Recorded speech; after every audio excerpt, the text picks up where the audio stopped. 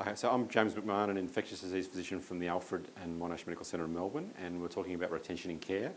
And we presented some of the data from Victoria and New South Wales in Australia, and also New Zealand, showing that epidemics are fairly similar in terms of being predominated by gay men and numbers of notifications. Some of the improvements in New South Wales last week reported.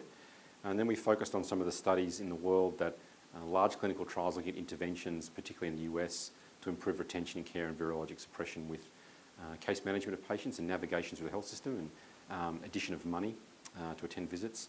These studies were largely negative, large investments to conduct these studies, many thousands of participants, and showing that these interventions were not that effective at improving retention in care and virologic suppression, which has been interesting for our context. And then we also talked about the project we've done in Victoria, where the Viper study, where we which we published a couple of years ago, where 8 care sites across Melbourne in Victoria did a sharing of de-identified data to establish if patients had changed care from one site to another site, that they were actually in care somewhere else and hadn't been lost from care, and that they were in care receiving antiviral therapy and were suppressed.